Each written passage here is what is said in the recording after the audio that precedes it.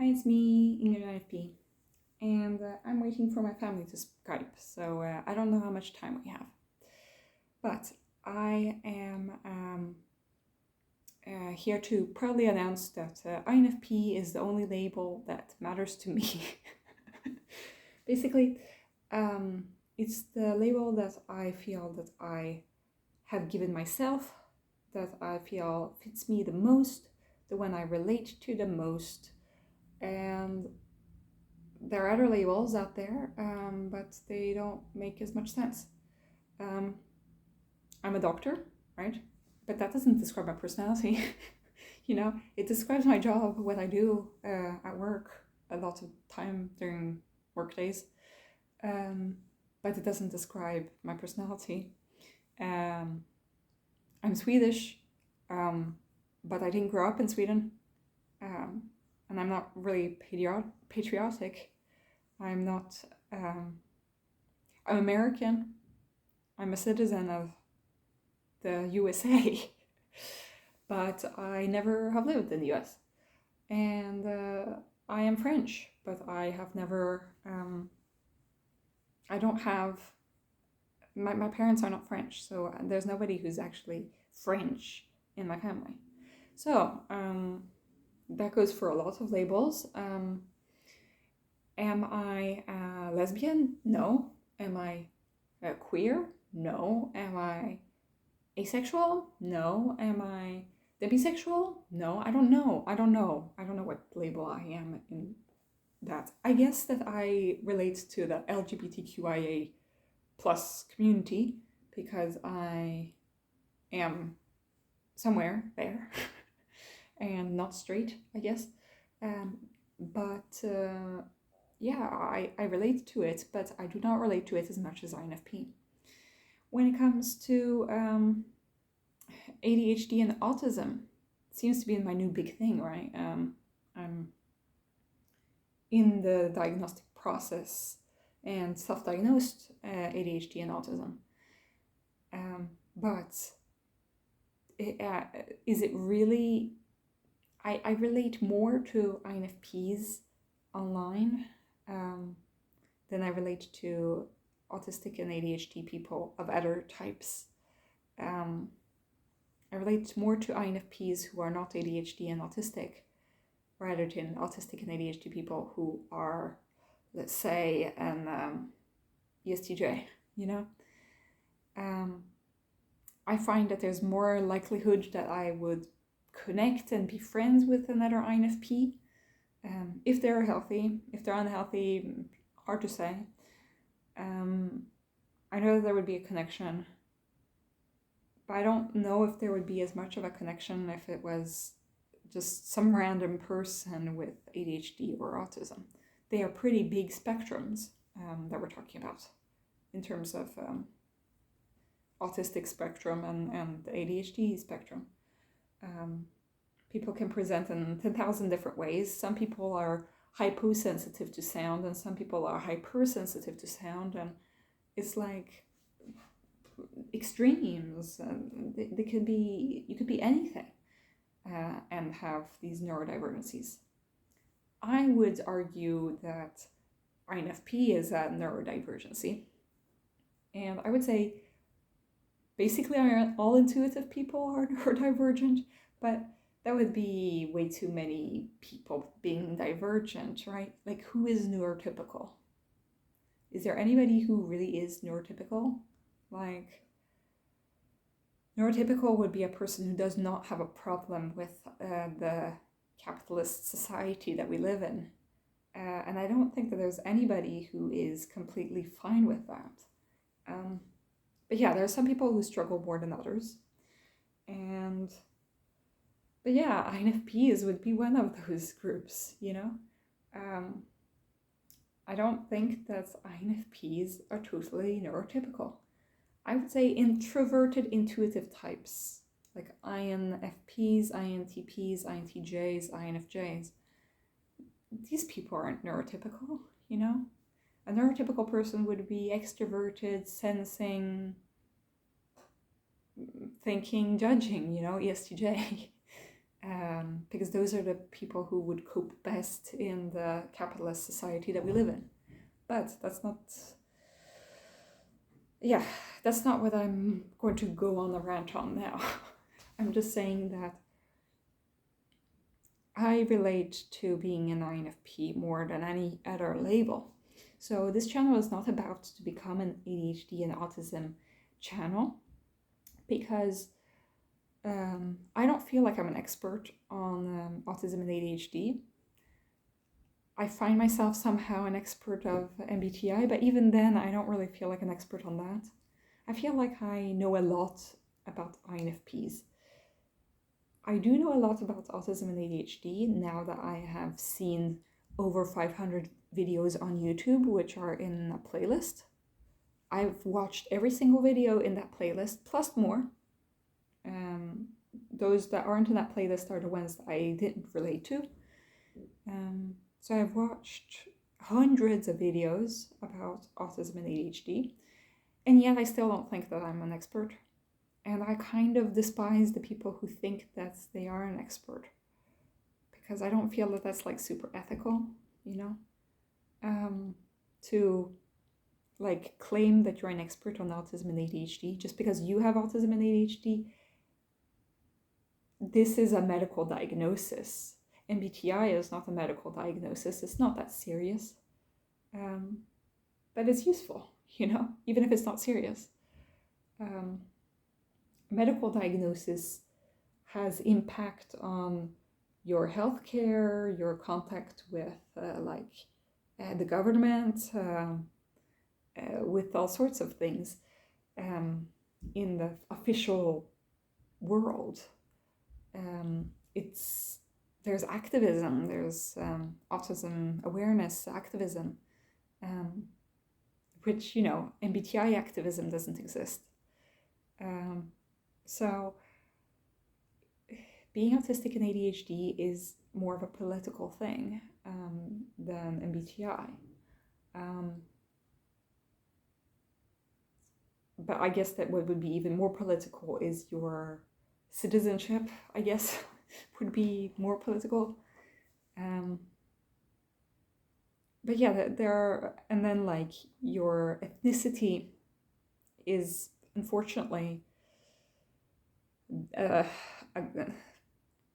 things that some people find to be grounds for discrimination, you know, and it is political, you know. It's about creating equal opportunities for everyone. But, you know, in my strange utopian world that is completely imaginary, I think that the INFPs, if they did not fit into the society, then they would get accommodations. I would think that every type should get accommodations for their type, in order for everybody to have the best life that they can live and to manage to live a rich, fulfilling life, regardless of the way that their brain works. But that's not how it is. And neurodivergence is pretty similar in that you're supposed to get accommodations and then you don't get them. But maybe there's a chance that you might get them. That's the thing. On the off chance that your boss is nice and understands that you need accommodations, then that's great. But some bosses will not care at all and not give you accommodations. And they'll fire you, basically, for that. And some parents will be like very nice and offer you accommodations, but some of them will like completely dismiss you. And some people will like, you know, some friends will stop being friends with you if you say these things, and some of them will be like extra accommodating to your needs and start communicating to you in a way that makes sense. And so there are lots of different considerations to take into account. But I find that anybody can identify in whatever way that they want to. If religion is a very important part of your identity, then then if that's the framework that you find is the best, then use that framework, as long as you're not hurting anybody. I don't understand the framework of religion, because it doesn't make sense to me.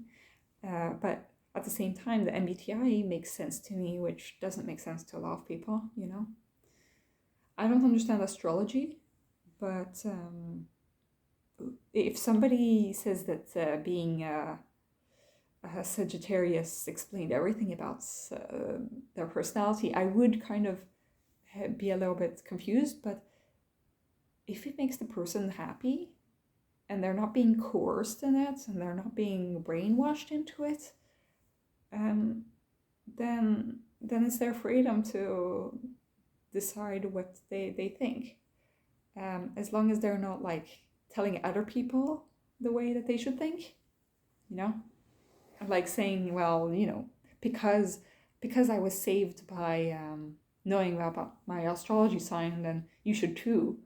That's going over people's boundaries,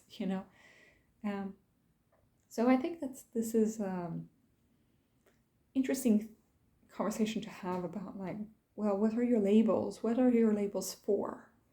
I find that INFP, when I discovered MBTI, a few years later, because I thought I was an INFJ, but 10 years ago, I found out that I was an INFP, and that revolutionized my life. And now I'm going through another revolution of learning that I have autism and ADHD. But those things don't explain as much. The INFP label really helped me personally. And I think that whatever kind of label you use, if it's useful to you, then good for you, I think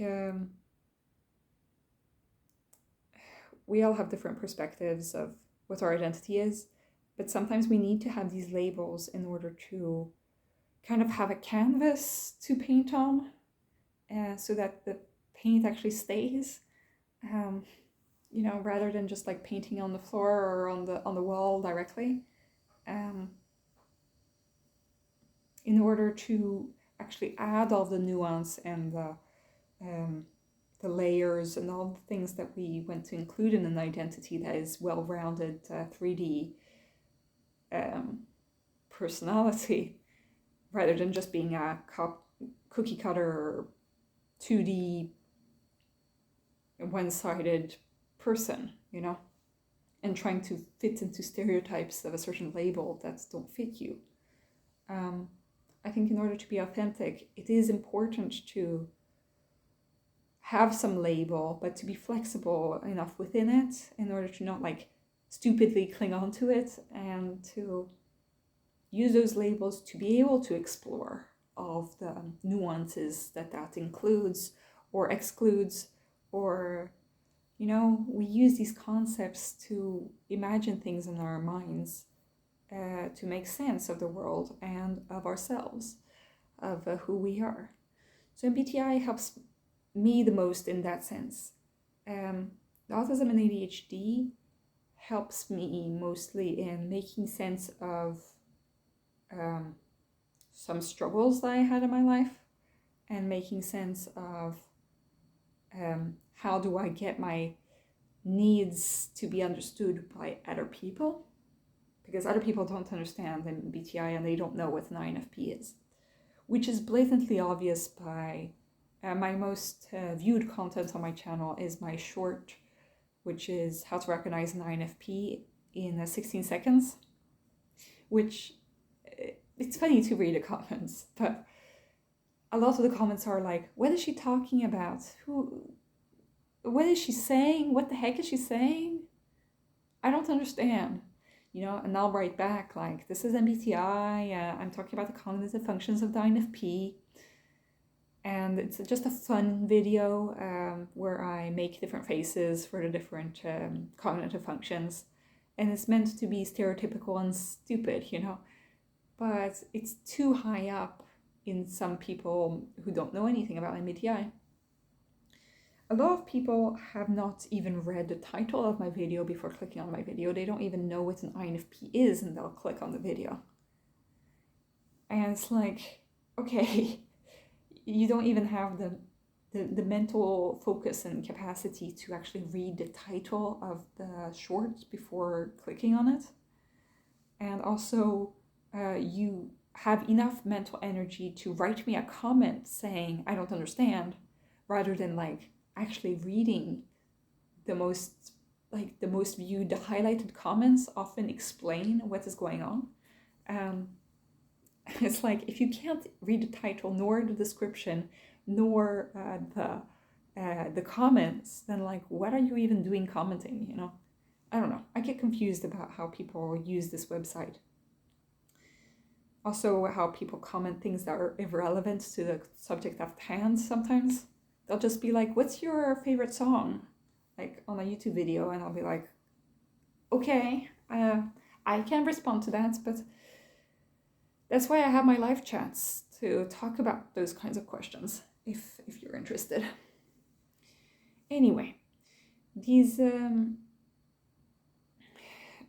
so what that video and the comments from that video have taught me is that nobody understands MBTI, and those who think that they are in an MBTI community don't even know what a cognitive function is. They'll be like, yeah, I understand that you're talking about INFPs, but I don't know what you're saying anyway. It's like, all I'm saying is how to recognize an INFP in 15 seconds.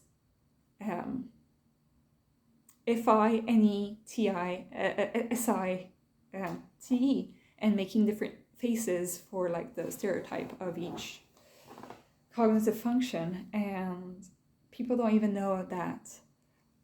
And they can't even appreciate this very stereotypical video about MBTI. And somehow they end up on my channel. I have no idea. Maybe there are more people ending up on my channel because of autism and ADHD content that I've done. I don't want to make a lot more of that kind of content that is solely focused on ADHD and autism. But it is a part of my life right now where I'm going through big change because of that. So it is going to be a part of the vlog experience. That's something that's going on that is pretty big in my life. But I want this channel to be focused on MBTI, INFP, and just what I feel deep down is true and right, and whatever that means at that moment, what feels true to myself.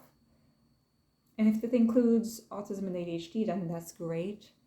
But I don't want this to become an ADHD and autism channel. Because yes, I am a doctor, and that is actually one of the reasons why I don't want people to start seeing me as an expert on autism and ADHD, because I definitely am not.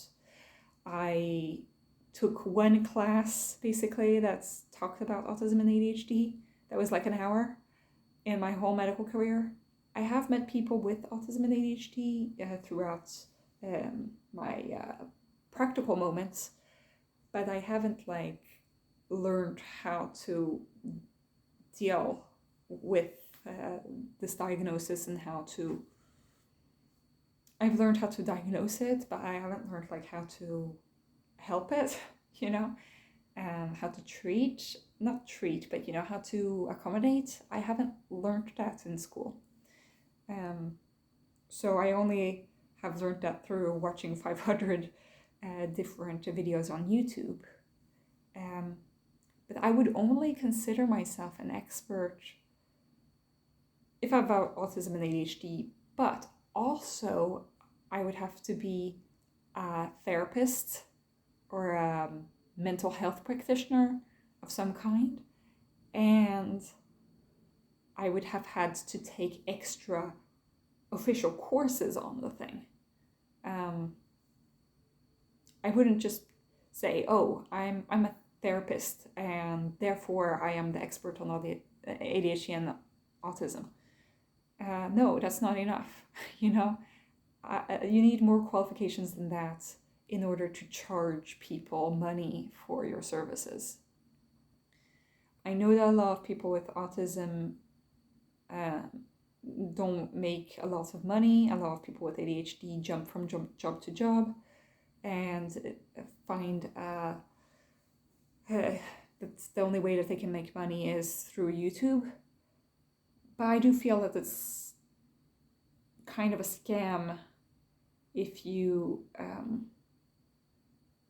make people pay $90 for a group chat on Discord.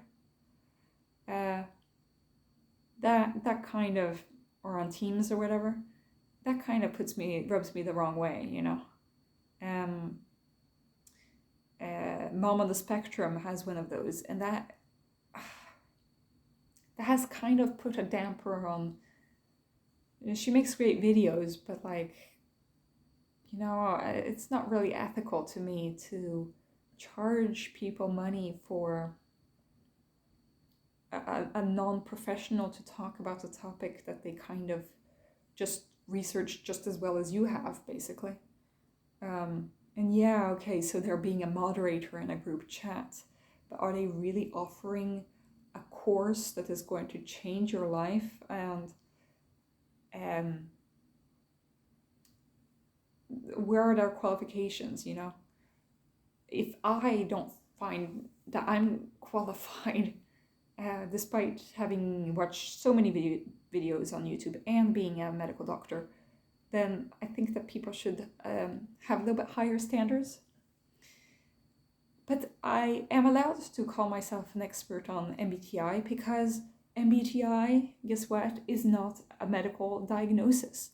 So I feel a lot freer talking about MBTI. I feel a lot more like I can claim this as my own, as my identity, that I can feel like myself as an INFP, rather than this medical diagnosis thing that is kind of imposed upon us because of this society that we live in. And any kind of other personality, I just like it better than any other personality classification. I won't say that it's like the best and that it solves all the problems in the world and whatever, but it has been the most helpful one to help me figure out who I am. Because otherwise I don't know what I would have done. You know, when I was 18, I was going through a lot of changes just like I am doing now. But I've been able to manage quite a lot of deep identity and self-worth work despite not knowing about autism and ADHD. Now this is like step 2, you know, I'm getting, like I did the 101 course by getting the INFP label, and now I'm getting another label. And am I just collecting labels? I don't know. But the INFP label is always going to be there, kind of like I said, the canvas that I paint on, or like the sand at the bottom of the sea, you know. And I know it's silly to think about MBTI as such an integral part of my identity, but I find that it is a label that is useful, that makes things a little bit simpler, so that I don't need to explain my whole way of being by going into a 3-hour rant about my whole life. By using a word, that's what labels are for. It makes things simpler so that I can build up on it, so that I can guess that, okay, you guys understand that this is a concept, we understand the same concept, and I can build my identity not around it, but like with it in the background. just like a canvas, like it's in the background and I'm painting on top of it. And it makes my identity easier to approach, more real, and easier to navigate that whole world. And that's why we use labels. Just like how people say, oh, you're queer, don't make it your whole personality. Well, it is a big deal. It is a part of your personality. It's not your whole personality. I don't claim that INFP is my whole personality, but it is a good backdrop in order to paint over it. It's like, a coloring book, and you have the lines. You don't need to color inside the lines. You can color outside the lines, but it kind of gives a general idea of, okay, that this is a painting. Like this coloring book shows me a picture of a flamingo, and so I'm going to, I can make it pink, I can make it other colors as well, but that is like making sense of the world by having these boundaries around things.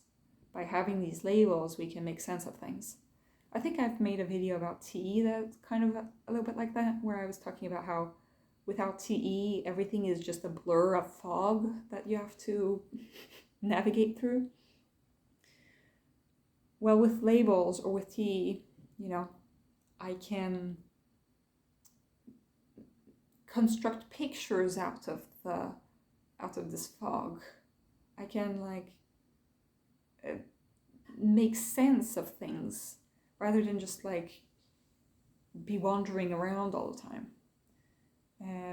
Be more sure of things and have validation within myself of who I am and and not use this as a limitation, but use this as a strength and a power that I have inside of me to have the deepest, most fulfilling life that I can have. So yeah, that's what I had to say about that. I am doing pretty well because I found out that the wait for an autism diagnosis in Stockholm is only 3 months. So I might be getting my diagnosis this summer. But whatever the diagnosis is or not, it doesn't matter. It's good that I've done the process.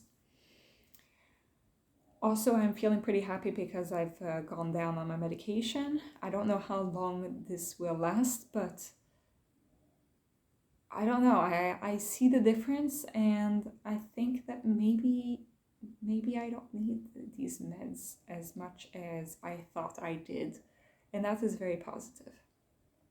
So yeah, I'm in a good mood.